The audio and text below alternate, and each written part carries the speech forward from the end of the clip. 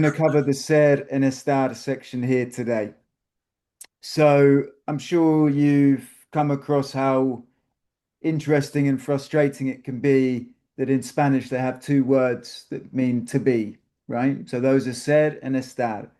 Both of those words mean to be in Yeah, Spanish. yeah, Um, in general, you will hear people tell you that ser is well, it's used for essential characteristics, identity, time, and origin. And estar is used for states, location, mood, and condition. And so people might say, okay, ser is for permanent things, and estar is for temporary things. And that is a good way of looking at it at first. However, what I found is a better way to look at it, and we'll see through some examples, is that ser is describing what something is, and estar describes how or where something is. Okay. So that I prefer this distinction between the two. So you can say ser is permanent, it's describing what something is, and estar is more temporary and describing how or where something is. Okay. yeah.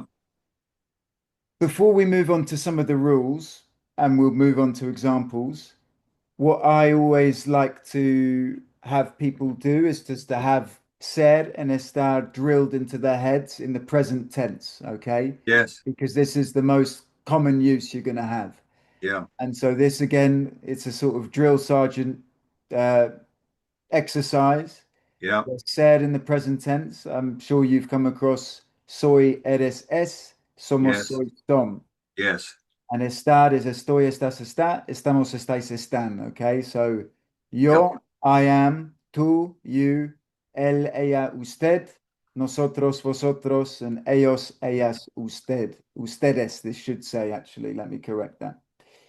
So is this clear to you, or do you need any other refresher on what these conjugations mean and the No, object pronoun? no, they were part of my learning Mm. um, in that time, and so they are familiar. Um, the essential thing is to pick out whichever one is correctly applied to a situation that you're trying to describe. So, for example, I am the director of a company.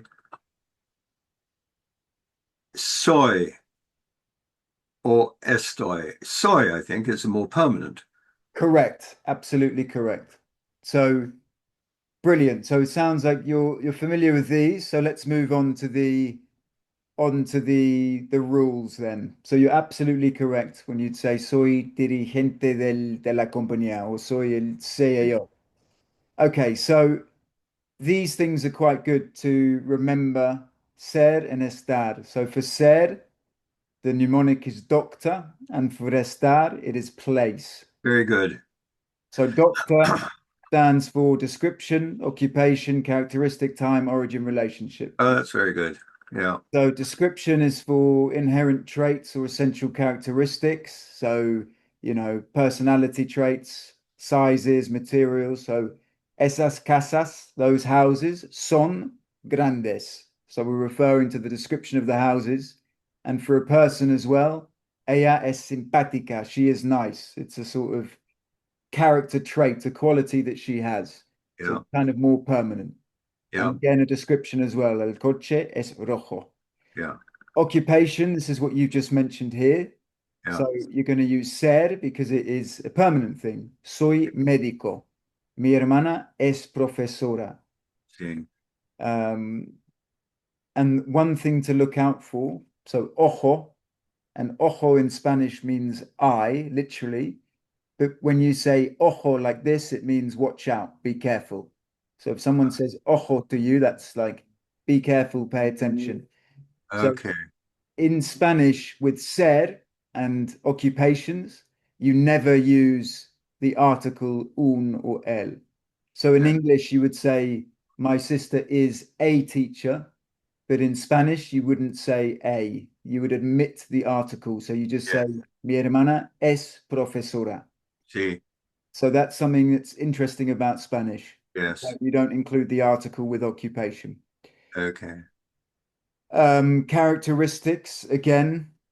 This is personality trait. So es honesta. Maria is honest. Somos creativos. Again, kind of more permanent characteristic traits. Yeah. All, yeah. Time, when you're talking to about time, son las tres, it's 3 o'clock. Hoy es lunes, es verano, it's summer. Okay. And again, I've had questions, why is ser used for something like time? Is time not sort of temporary? But in Spanish, time is treated as a kind of defining characteristic. It's not just a passing state. So Yeah. time, you're always going to use ser. And then origin as well, penultimate one here, where someone is from.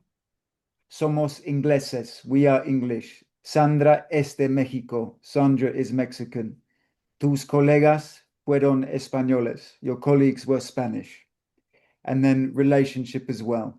So if you say, Charlie es mi padre. Charlie is my father. Juan es mi tío. Juan is my uncle. So again, said as a basic rule of thumb is for permanent things or describing what something is. Yeah. So Yeah. that's a kind of summary of ser. That's good. And then for estar, we'll go through this and then we'll look at some examples to test you. Estar, as we're going to look, is place. So position, location, action, condition, and emotion.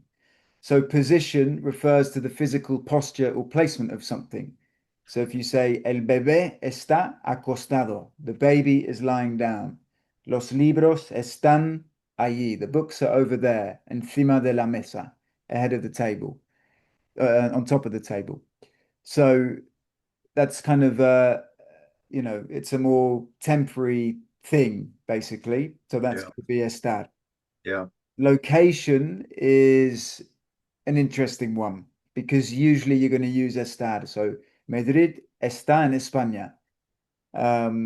¿Dónde está tu casa? Las llaves están en mi mochila. So again, this is just ¿Dónde estás? Where are you? These are always going to be estar used here. Um, and Okay. and and you use estar even for fixed places like countries and cities.